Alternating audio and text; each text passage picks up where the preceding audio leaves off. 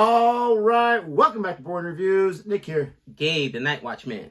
And Gabe was so excited about reacting to some Journey, Don't Stop Believing. We had to jump right in the recording studio and do another Journey song, which we're checking out today. We're doing a Separate Ways Journey.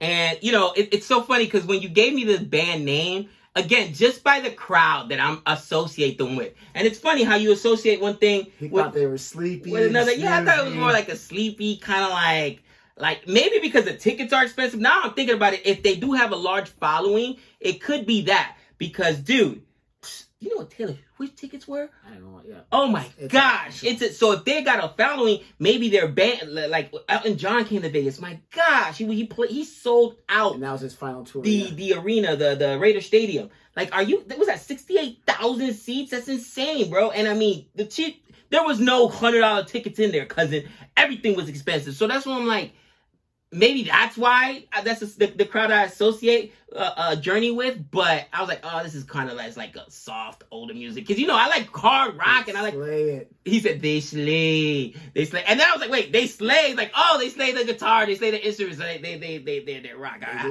Listen, there's certain bands, certain songs you listen to where you're done with it, you're like, yeah, they kill it, they absolutely kill it. No, for sure. There's other songs that are really good, but you're like, eh. But especially, I love this one, especially for the instrumental part. It has obviously lyrics to it, but just the music to it is so 80s, but something done in such a great way. Let me ask you a question, and somebody's gonna kill me in the comments. I already see this coming, but I don't really care. Okay, why aren't they more pop culture relevant? And what I mean by that is, and we made fun of it the other day, but like my daughter goes to performing art school, right? Her school has kids that are in dance like she is. Then they got kids that are in bands, kids that play, guitar, and a lot of the rock kids or the musical kids, they're rocking around with the Metallica shirts. Now, again, Metallica's also made a big comeback. I wouldn't say big, but it's more relevant now because of Stranger Things. But Slipknot, that's an older band as well. There's a lot of those Slipknot t-shirts. There's, what's that other band that I always see the kids wearing the shirts? Let me tell you right now while you're thinking. You can't judge anything based off what teenagers are wearing, because you know that they are the biggest follow the trend type of demographic out there. Right. So if certain, like Pantera was always a shirt people wore, and even though Pantera had its time as far as a hard rock group, they were never like at Metallica's level, but everyone owned a Pantera shirt because it was just cool to do that. Everyone wore a Nirvana shirt. And yes, they're a big band, but you've read the comics. People are putting like in their top 30s, top 50s. Yeah, no. I'm even embarrassed. My wife told me the other day, like, we haven't listened to Nirvana in like forever now. You can't base it off the attire. You can only base it off the music. So we're going to listen to this one, and you're going to tell me right now, yes, they should be wearing it, because these guys are huge. And of course, you never really listened to this band, right, so from your world not being affected doesn't mean that they're not a huge band. Right? No. And again, the only reason I was thinking about it is because just that song was so relevant. And the minute I heard it, first of all, I love the song. It's super catchy, like you said. Tons of movies, was in The Sopranos. After listening to the full song, I loved it. Plus, the guy can actually sing. He has such a great voice. I'm like, man, these guys should be held up there where your Aerosmith. That's another t-shirt you see all the kids walking around with, the Aerosmith shirts or whatever. And I'm just like, why isn't it more relevant? And when I say pop culture is, I'm sorry, you've got to keep those bands alive and keep them relevant. You do need that younger demographic listening to them. For this song specifically, I want you to play it for your daughter. I want her to tell you that she never heard it before, because she will. There's actually a darker cover of this in the recent Stranger Things season, but there's other covers of it. But this song started it all. This song is fantastic. We'll look at Separate Ways. If you like our reaction anyway, please don't forget to like and subscribe. And we appreciate anyone that sticks around for our back and forth. We can't help ourselves. I know. I'm terrible. Yes, you are. I'm just kidding. Here we go.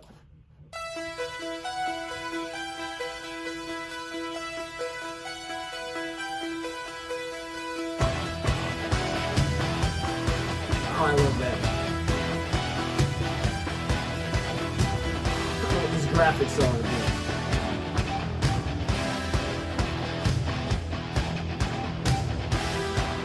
Now, I'm not sure how, because the other one, the Don't Stop Believing song, like within 10 seconds, 5 seconds, I think I had already. Oh, I pinpointed this. This song is something like, you're right. I've never heard of this before. This one? I've never heard. Maybe once they start singing, I've not heard it in anything. If you didn't know the beginning, you wouldn't recognize the rest of the song because that beginning is iconic. So no.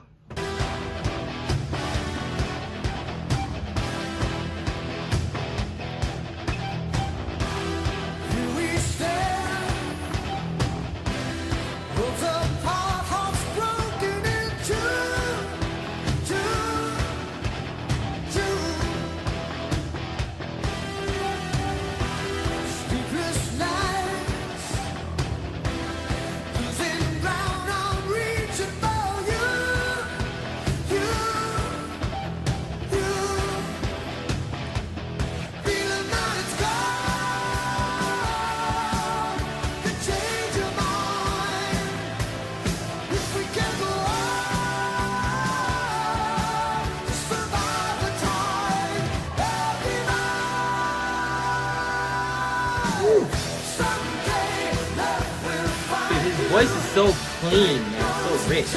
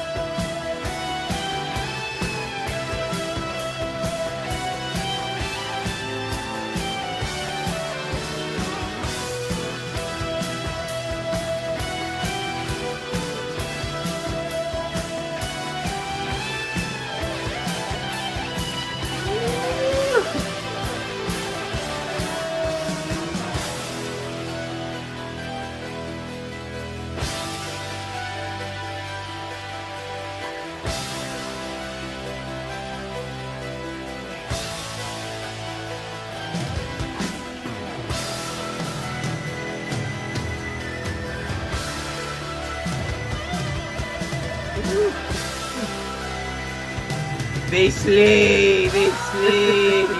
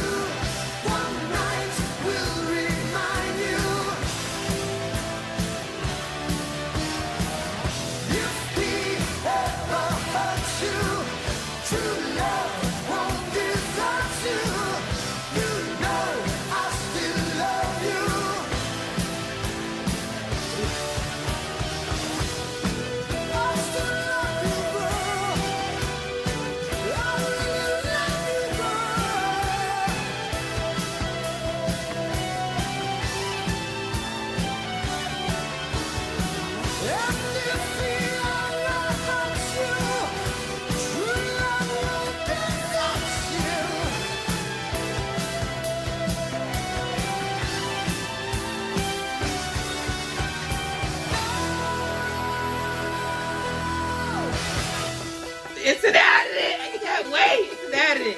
Woo! Into submission. I'm gonna tell you the funny thing. I wait for that guitar solo. 99.9. You know, I love that guitar, bro. I probably could have done without the guitar solo. Woo. Because wow, he's a new man. you know, I complain about the DJ Clues. And for those of you who don't know that reference, there's a old DJ called DJ Clue that used to talk over like the lyrics all the time and talk over the beat. And they're like, "Shut up, Clue!" Like, cause you Clue. And like, at that point when he was, you know, harmonizing and still singing over the guitars or whatever, it meshed so well. You know what I mean? Like, dude, I love this dude's voice. You know what I mean? Like, holy cow! I was like, wait, when the solo was there, it was good, but I was like, man, I just need some more of that. Him hitting those high notes. Steve Perry. Bro, he's got a clean, I don't know how to say, just a very rich, a very clean voice. You know what I mean? He's not straining it. It sounds like it feels like he's hitting those notes easily. And I mean, dude, that's a tough talent. And like I said, normally I listen to rock because I'm more into, and of course I love the guitar stuff. I love the axe grinding. Is that, I'm gonna even use the wrong term. When they, you know, crushing the guitars or whatever. Yeah. But dare say that I think that he is my favorite part of the band, not necessarily. And usually, you know, I love the musicians. I love the guitar solos. It's probably the first song that I'm like, okay, the guitar solo was cool. It's not what I want to come to the song for. That's weird, right? You know what I mean? Like, well, luckily for you, there's a lot more in the Journey bank of music. Dude, Steve Perry? Steve Perry. Dude, he's got an unbelievable voice, man. And he's able to just effortlessly hit those notes or whatever. Because, you know, even when, and I know sometimes musicians are trying to do it, but sometimes they're straining so much and it doesn't sound good. Does that make sense? He allows it to breathe. He knows exactly where to hit that note. He doesn't have to show anything off. If I could sing, I would want to belt everything, but you don't need to. He doesn't need to. I mean, he will go up that high if because he's got that high register, so he can do that. He's so talented. The band is so amazing. Their music is so fantastic. Now, where should I have picked this up at? Because I can't picture this in any film or movie or this one. No, well, I'm not sure if you ever saw Tron Legacy, but there's a scene in there where he goes into his dad's arcade and he turns the power on. This is the first song that hits when the power turns on. The arcade starts to glow before he goes into the game. But anything in the 80s, for the most part, is trying to be the 80s, is going to have that.